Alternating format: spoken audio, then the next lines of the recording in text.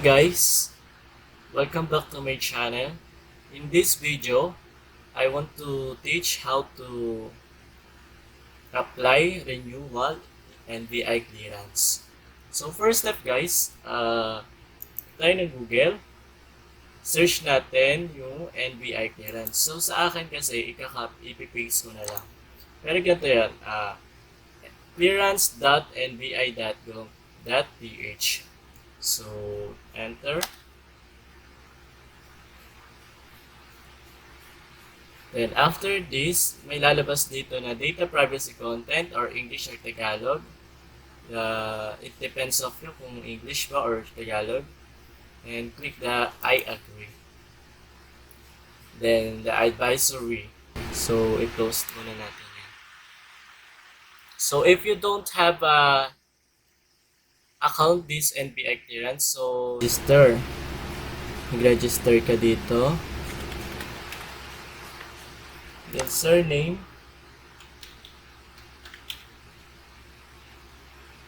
Then your mobile number. Tapos your birth date.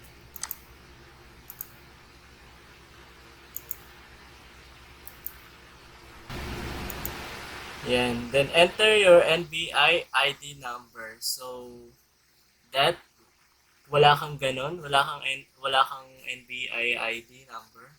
I-know mo siya. Click the no, then select your gender, civil status, birth date again.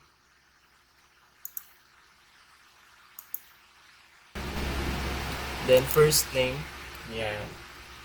Then enter a new password.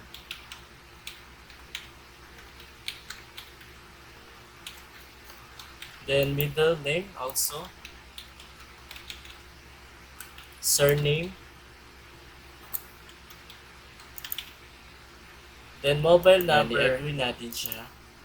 Tapos then, enter your email address. I'm not a robot. So that you sign up. Apply your email enter your email address. So sabi dito, one-time password OTP. Then enter a new password. May magte-text sa cellphone nyo yan. Eto, may nag-text na sa cellphone ko. OTP. Ang password niya is... Enter nyo yung password dito na yung number na 6 number na yan, i-agree natin siya. Then, click the I'm not a robot. Then, sign up.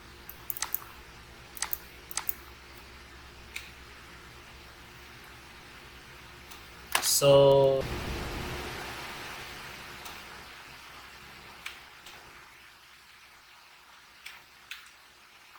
yan, and present one-time OTP, submit.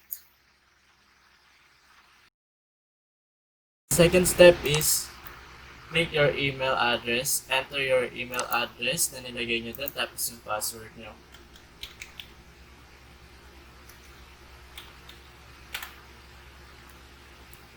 Then sign in.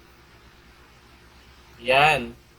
So, nandiyan na tayo sa applicant information. Enter your middle name. Ayan. So, ano nyo lang po to?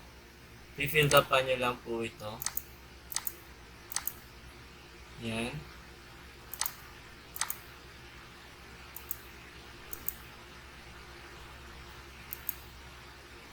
Then, yung address nyo, then mobile number again, then family background, your father birthplace, mother name, then mother birthplace. Educational attainment,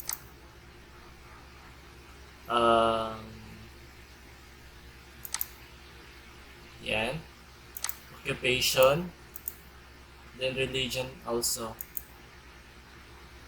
then height, weight, complexions, fair, then identifying marks. So save your information. Ayan.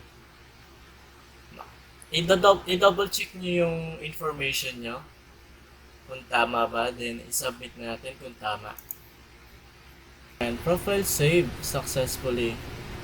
So, natapos na yung applicant information natin, guys.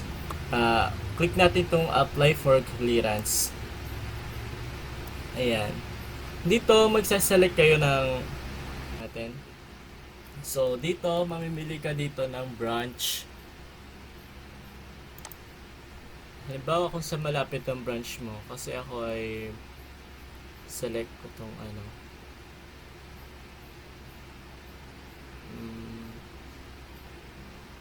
Lang.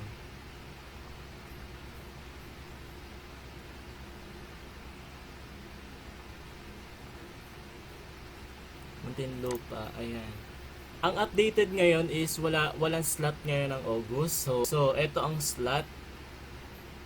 Ito lang yung ano mo, mapipindot mo. Kasi dito nakalagay na note, to set your appointment schedule, please click on the AM or PM button. I-click nyo itong PM or tama yung PM kasi 48 slots dito. So kapag na-click nyo na to, may lalabas na dito na sa gilid Thursday, November 5, 2020, Muntinlupa City, Alabang, Baga.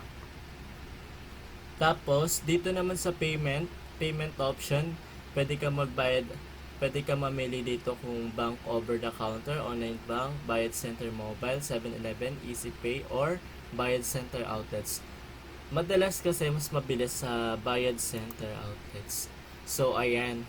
Kapag clinic nyo to, reminder lang, once you click proceed to payment, here are the next steps. A payment page will open to your preference number. So, kailangan nyo kunin yung preference number or screenshot nyo yung preference number kapag na-proceed nyo.